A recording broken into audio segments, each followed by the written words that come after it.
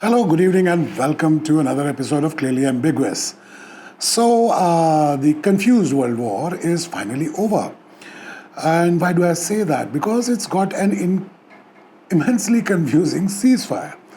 Even the people who have achieved this ceasefire are pretty confused who it applies to and when does it come in effect. Because apparently, Pakistanis who claim that they have actually been the interlocutors in this deal between the warring factions say that this applies to Lebanon. Israel does not think so. Even President Trump, under a statement, has said that this does not apply to Lebanon. So Israel can basically go merrily on carrying its military operations in Lebanon. Also, the Israeli Prime Minister says that this ceasefire, he basically has the hand on the trigger and he's monitoring the situation. The American Vice President thinks it's a delicate ceasefire. So basically, the ceasefire agreement is for basically 2 weeks. President Trump likes the time frame of 2 weeks. If you see in a lot of his statements, he ends up using in 2 weeks' time, he'll have a clearer answer. In 2 weeks' time, he'll do this. In a 2 weeks' time, he'll do that. Well, so on and so forth. Now, who has achieved what? Well, everybody has seemed to have achieved everything. It seems like the Americans have achieved that Iranians will not be able to make a nuclear weapon anymore and will not be threatening the world with Armageddon, nuclear Armageddon. And the Americans have basically achieved all their military political objectives. They've had regime change, so on and so forth. They have won, they've got the best weapons, so on and so forth. The Iranians on the other side say that they have won because they have basically been able to tackle everything the Americans threw at them and were able to destroy a lot of American military infrastructure in West Asia. China is also claiming to be a part of this, where China says that we were involved and we told Iran that they should probably discuss this. I am not sure whether the Russians are claiming anything or not, but of course our lovely neighbor has been claiming a lot of things. They are claiming a lot of things, but the statements that they're releasing are basically being scripted for them from the United States State Department, it seems, and they are basically just copy-pasting them online without even reading. Understandable, basically. Now, what have we achieved in the end? Well, we have achieved what a lot of people are saying, that we could have been the interlocutors and it is probably a failure of our foreign policy. The point is, we were neither consulted on whether this war should start, and we are neither being consulted when this war should stop. We have always urged for peace, even when it's between Russia and Ukraine, and even with this said conflict that's been going on for 38 days. One thing that we probably need to watch about is that President Trump seems to find a new bonhomie with our lovely neighbor to the west. And this is alarming, isn't it? For not only us, for even China, which not very recently was best friends with our neighbor to the west. So whether the Chinese are still best friends with the Pakistanis is yet to be seen. But I'm sure Pakistanis will definitely find a way to finger us in very near future, because they've got a good friend in Donald Trump, and Donald Trump is basically threatening world with tariffs again if anybody supplies anything to Iran.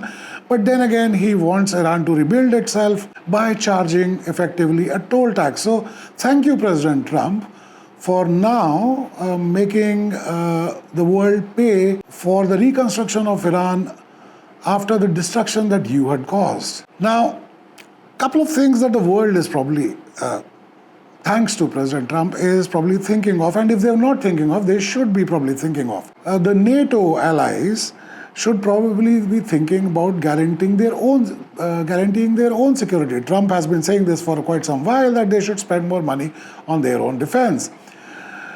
NATO probably should look into it as well, because Now that he has achieved Venezuela, Iran, probably he'll get back to Greenland again, right? And I don't think so that in last 6 to 8 months, NATO has been able to bolster their security in Greenland because he needs something to do. He's a busy man.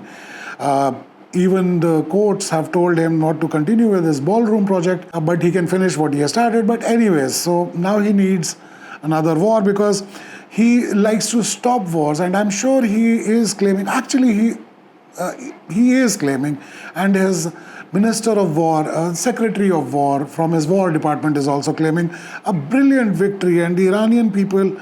I would wonder who these Americans keep calling in Iran because it seems like they keep calling the same kebab shop, which gives them lip service that the Iranian people are saying this, that, or the other, while the Iranian people seem to be celebrating their victory over the infidel Americans. Now, another thing that probably people in the Far East, such as Japan and South Korea, should also understand that they probably need to look for their own security as well, because our lovely nuclear ballistic missile wielder there has done certain ballistic missile tests towards South Korea and Japan, which effectively means that yes, if he just goes bonkers one day, Japan and South Korea do not have the assurance of security from the United States as strongly as they would like to. Another thing that probably the world is watching is the reply that Iran was able to give to the American might. Americans would like to claim that they had pulled out their aircraft carriers out of the harm's way, out of the Iranian missile range. But then again, doesn't it mean that you have also expanded your area of operations and it becomes more difficult for you to now conduct the same operations that you would like to conduct very easily? Adds to your fuel costs, adds to everything else as well. A lot of super tankers of United States have seemed to have suffered. Also, United States has probably gotten a couple of scripts out of it, which probably Hollywood is already working on. One is that about saving the Air Force pilot in the F-15, which was shot down in Iran, and he was basically surviving the brutal hunt by the Iranians while he was eating his MREs and activating his radio beacon, which could tell the rescue party where he was. American rescue was a huge action because they do not leave a man behind, and they've done this heroic thing where they've taken hundreds of men into Iran and taken many warplane there, and for reasons unknown they blew up their own warplanes. Their best aircrafts get shot down in friendly fire, and they have to blow up their own airplanes. This is the best equipment there is. That is what Americans keep selling the world. And it seems to be, I do not understand why Americans keep claiming that they're the best, because shouldn't it be something that the people should tell them that, yes, you are the best? And it doesn't seem like that, because President Trump, in particularly this term in office, has antagonized almost everyone. And he's finally found a few people who basically would love to play musical chairs with him. And they're the best, according to him, right? The Europeans do not seem to listen to him. The Japanese will probably think twice before speaking to him after the fiasco that he did. And Russia basically just does not care whether Trump says anything to them or does anything to them, right?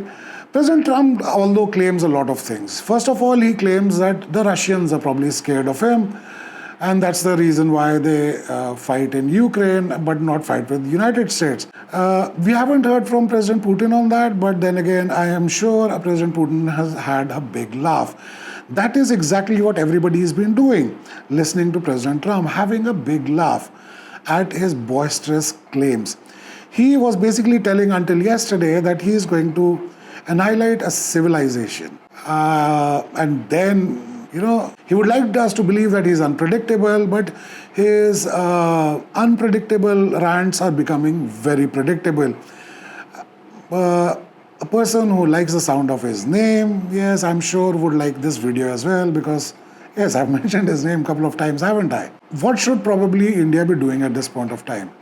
Well, see, one thing that the Indians are doing wrong is the fact that we are basically taking charge of our own economy.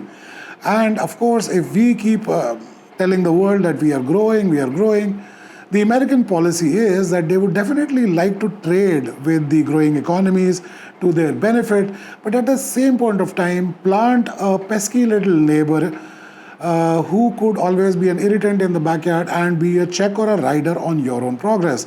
That's probably the reason why Americans do not want to give up on Bagram Air Base, and they think it is absolute stupidity that they had to give it up in the first place, because if they had that, they could probably keep an eye on Russia and China, and in this case now over India as well, because yes, India needs to be tariffed. Now, would this ceasefire last, or is it something where basically the Iranian military and the Americans are just taking R&R, and they'll probably go at it again?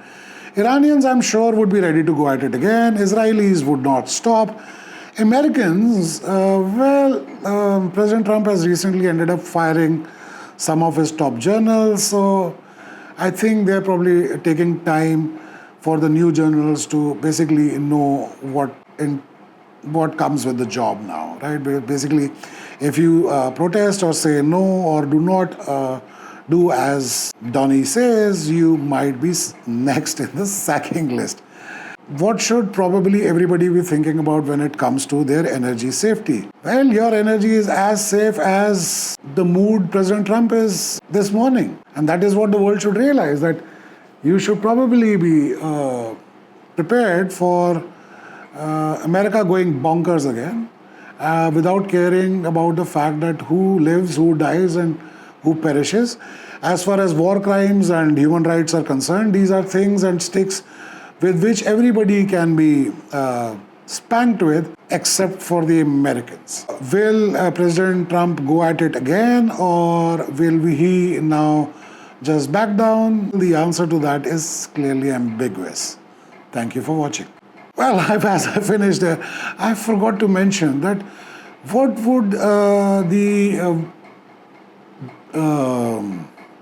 GCC countries do now? They were banking on the fact that the Americans would probably be their protectors, and now that Iran is getting its way, whether it comes to charging a toll tax on every vessel that leaves Strait of Hormuz, and now that Iranians can probably get at with the missiles that they have anywhere in the West Asia, should West Asian kingdoms start arming themselves and be prepared for a tougher Iran, which just might have similar mood swings as President Trump? And now the answer is clearly ambiguous. Thank you for watching.